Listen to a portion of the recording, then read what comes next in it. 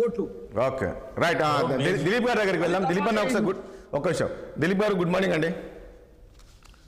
Good morning. Good morning. ఏంటి ఇప్పుడు వీళ్ళ ఆరోపణలో ఒకటి మీరు విన్నారు, అదేవిధంగా అందరికీ కాలేదు అని చెప్పేసి చెప్తూ ఉన్నారు. నిన్న ముఖ్యమంత్రి ఏమో చేశామంటున్నారు, హరీష్ రావు రాజీనామా చేయాలని. ఇప్పుడు ఇక్కడ రాజీనామా ప్రస్తావన ఎందుకు వస్తుంది పదే పదే అని? చేశారు బాగుంది అంతా ఓకే అని. ఇప్పుడు మిత్రులందరికీ నమస్కారం.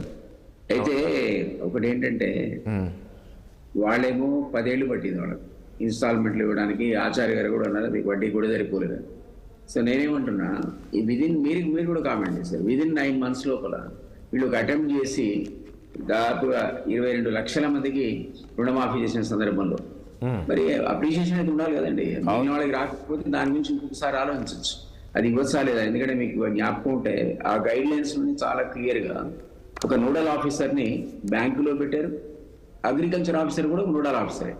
మీకు కనుక రాకపోతే టెక్నికల్ కారణాల వల్ల, లేదా పాస్బుక్ లేదను, లేదా రేషన్ కార్డు లేదను, లేకపోతే ఇంకేదైనా కారణం వల్ల రాకపోతే మీరందరూ కూడా అక్కడ కంప్లైంట్ చేయొచ్చు. విదిన్ 1 month మేము దీన్ని మేము సాల్వ్ చేస్తామని చెప్పారు. అంటే 1 month పీరియడ్ లోపల మీ గ్రీవియన్స్ ఏమైనా ఉంటే సాల్వ్ చేసి మీకు కూడా ఇస్తామని చెప్పారు.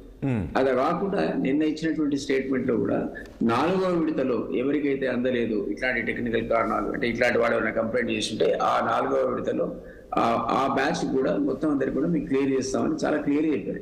ఏమంటారంటే మీరు కండిషన్స్ పెట్టారు, ముందు ఈ మాట అనలేదు, ఈ రోజు మీరు ఇచ్చింది కేవలం దాదాపు 17,000 కోట్లే, 22 లక్షల మందికి ఇచ్చారు, మేము 39 లక్షల మందికి ఇచ్చాము. ఇదన్నీ డిబేటబుల్. ఇప్పుడు నిజంగా రైతులు కాదు కదా ఒక పాయింట్ ఇక్కడ. ఆయన ప్రతిసారి హరీష్ రావు నిన్న మెన్షన్ చేశాడు, 22 లక్షల మంది రైతులే ఉన్నారా రాష్ట్రంలో, వాళ్ళే తీసుకున్నారా?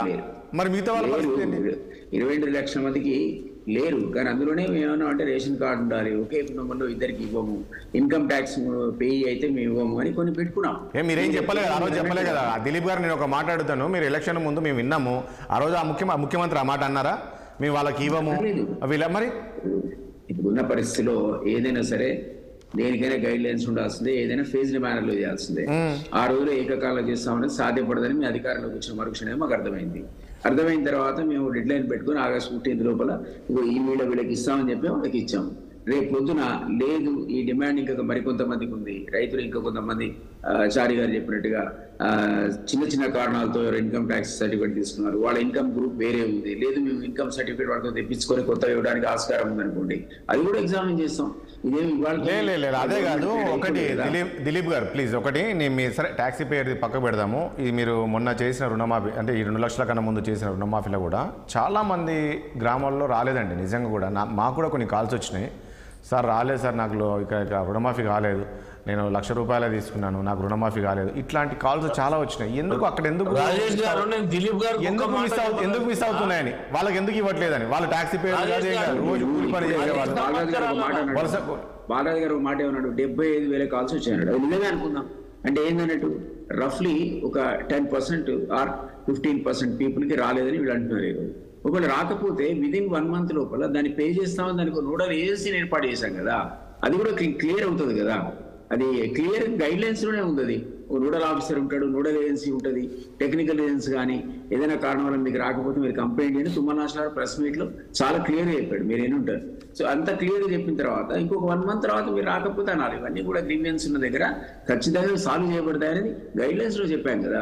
రేషన్ కార్డు ప్రామాణికంగా తీసుకోవడం వల్ల 10 ఏళ్ళు రేషన్ కార్డులు ఇవ్వలే కదా. అనేక మంది రైతులకు రేషన్ కార్డులు రాలేదనేది మీరు చెప్పారు, మేము చెప్పినాం కదా. ఇలా ఆ రేషన్ కార్డు ప్రామాణికమైన మీకు జ్ఞాపకం ఉంటే జస్ట్ 1 week కింద ఒక క్యాబినెట్ సబ్ కమిటీని కన్స్టిట్యూట్ చేశారు. సివిల్ సప్లైస్ డిపార్ట్మెంట్ మొన్న ఆ మధ్య కాలంలో అప్లికేషన్ సార్ట్ అవుట్ చేస్తే 8 లక్షల మంది ఈ రోజు ఎలిజిబిలిటీ ఉన్నటువంటి కార్డ్ హోల్డర్స్, ఎలిజిబిలిటీ ఉన్నటువంటి వాడు ఉన్నారని వచ్చింది. ఈ 8 lakh మెంబర్స్కి ఇవ్వాలా, ఇంకా అదనంగా ఇవ్వాలా అనే విషయాన్ని కోసం ఓ cabinet committee sub committee constitute అయింది. 15 రోజుల కింద మీకు జరిగిన క్యాబినెట్ సమావేశంలో 10 రోజుల కింద జరిగిన క్యాబినెట్ సమావేశంలో అంశం వచ్చింది, కొత్త రేషన్ కార్డు కూడా ఇస్తాము. దానికి అతి త్వరలో దీనికి cabinet committee report ration card ఇవ్వడం కాదండి, రేషన్ కార్డు లేని వాళ్ళని ఈ దాంట్లో స్కీమ్ లో తీసుకోలే. ఇప్పుడు అది కాదు అన్నారు కానీ ఆచార్య గారు తర్వాత దాన్ని మళ్ళీ రెక్టిఫై చేసుకున్నారు. లేదు రేషన్ కార్డు ప్రామాణికంగా ఏం తీసుకోవట్లేదు, పాస్బుక్ ఉంటే చాలు అనే దానిపైన కూడా వచ్చింది కదా. రుణమాఫీ వాళ్ళకు కూడా కంప్లైంట్ అన్నారు కానీ అది ఇంకా ఇంప్లిమెంట్ అయితలేదు కింద ఖచ్చితంగా రేషన్ కార్డు అడుగుతున్నారు. 1 మంత్ రాజేశ్వర మీరు ఒకటి వినాలే, 567 జీవోలో ఇచ్చిందేమో రేషన్ కార్డు ప్రామాణికం ఇచ్చినారు, కావాలి. తర్వాత పాస్బుక్ ఎట్లా చేస్తారో చేయరాళ్ళు. లేదు దానికి బ్యాంక్ clarity ఇచ్చారు. పెడుతున్నారు. తర్వాత మంత్రులు Right. అధికారులకు Okay. ఇన్స్ట్రక్షన్స్ ఇచ్చారు. Okay. పాస్బుక్ ఉన్నా సరే తీసుకోమని చాలా క్లియర్ గా చెప్పారు.